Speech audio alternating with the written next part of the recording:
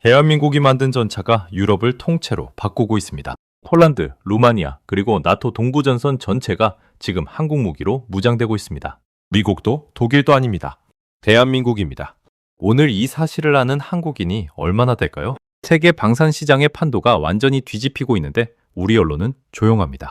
그래서 제가 직접 전해드리겠습니다. 지금부터 K2 흑표 전차가 어떻게 나토 동부전선을 접수하고 있는지 숫자와 팩트로 보여드리겠습니다. 먼저 구독과 좋아요 한번 눌러주시면 이런 대한민국 자부심 이야기 계속 전해드릴 수 있습니다. K2 흑표 전차를 먼저 설명해 드릴게요. K2는 대한민국 현대로템이 독자 개발한 3.5세대 주력 전차입니다.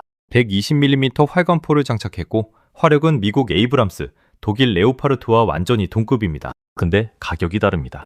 대당 약 190억 원, 에이브람스의 딱 절반 가격입니다. 성능은 같고 가격은 반값이에요. 게다가 납품 속도도 압도적으로 빠릅니다. 독일 레오파르트는 주문하면 5년을 기다려야 합니다. K2는 약속한 날짜에 정확하게 납품합니다.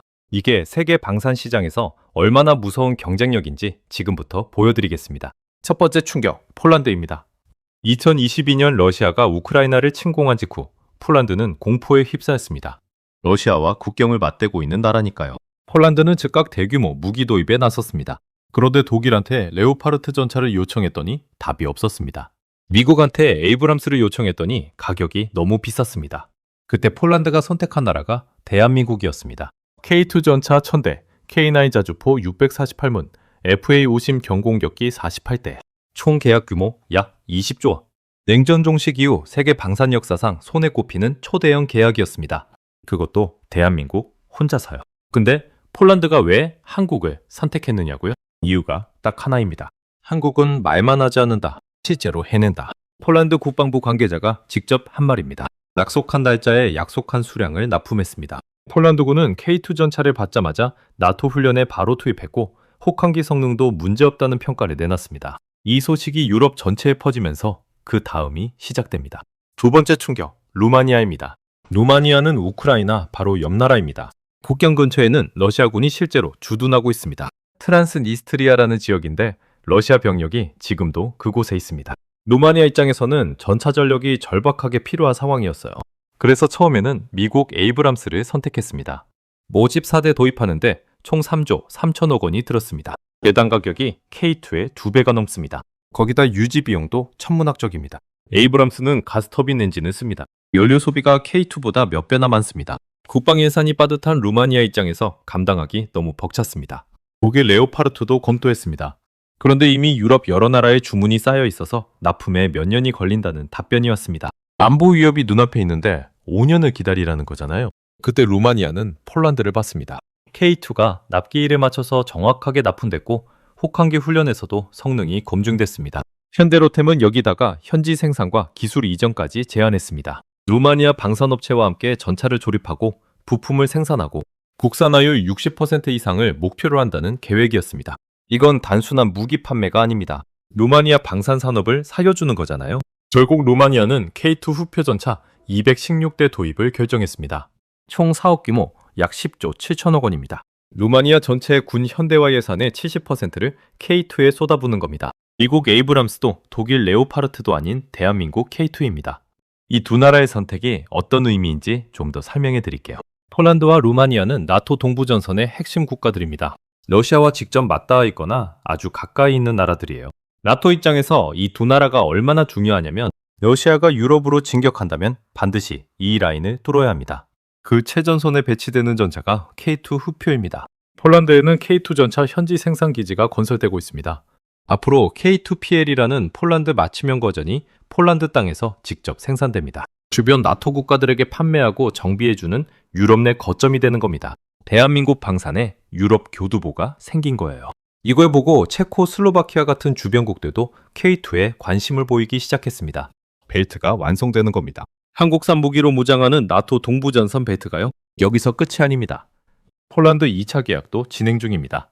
K2 전차 180대 추가, 약 9조 원 규모입니다. 이게 체계되면 폴란드에만 K2가 1000대 가까이 배치됩니다. 반일 국가에 이 정도 규모의 전차를 납품하는 나라는 지금 한국밖에 없습니다. 이라크도 K2 250대 도입 협상 중입니다. 규모가 약 9조 5천억 원입니다. 페루는 이미 K2 54대, K808 차륜형 장갑차 141대 총괄 합의서를 체결했습니다. 중남미 방산 수출 역사상 최대 규모입니다. 사우디아라비아도 접촉하고 있습니다. 모로코도 400대 도입 검토 중이라고 외신이 보도했습니다. 유럽에서 시작한 불꽃이 중동, 남미, 아프리카까지 번지고 있습니다. 여기서 잠깐 이게 얼마나 대단한 건지 비교해 드릴게요. 2002년 대한민국 방산 수출 규모가 얼마였냐면 2억 4천만 달러였습니다. 우리 돈으로 약 3,500억 원이에요. 그런데 2026년 올해는 약 377억 달러, 56조 원 달성이 전망됩니다. 20년 만에 수출 규모가 150배 넘게 커진 겁니다. 150배입니다. 이게 가능한 나라가 세계에 몇이나 되겠어요?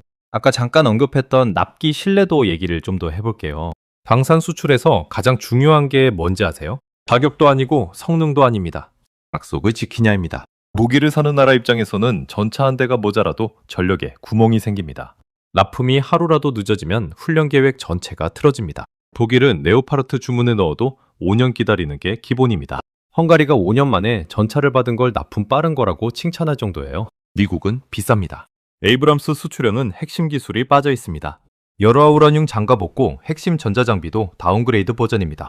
그러면서 가격은 K2의 2배입니다. 한국은 달랐습니다. 폴란드와 계약하고 약속한 날짜에 정확히 납품했습니다.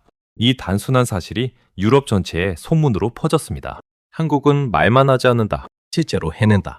방산 시장에서 이보다 강력한 마케팅은 없습니다. 골드만삭스가 한국 방산기업의 투자 비중을 확대하라는 보고서를 냈습니다.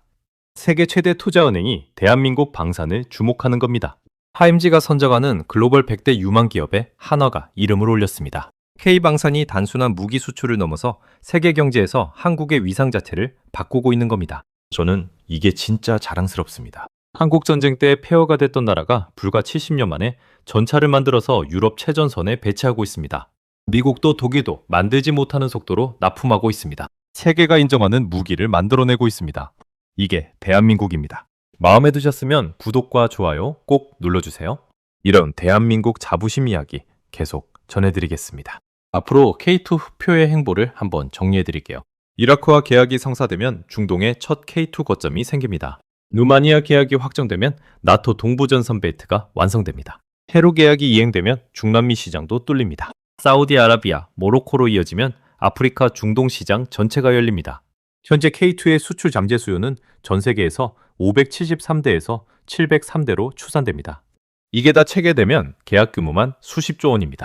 지금 이 순간에도 현대로템 창원 공장은 풀 가동 중입니다. 세계 각국에 주문을 맞추기 위해서요. 우리가 만든 전차가 나토 동부전선을 지키고 있습니다. 우리가 만든 전차가 중동으로, 남미로 뻗어나가고 있습니다. 대한민국이 세계의 무기고가 되고 있습니다. 이 사실 하나만으로도 오늘 하루 자부심 충분하지 않으신가요? 끝까지 시청해주셔서 감사합니다. 구독과 좋아요는 이 채널을 계속 키워나가는 큰 힘이 됩니다. 댓글로 여러분의 생각도 들려주세요. 다음 영상에서 또 뵙겠습니다.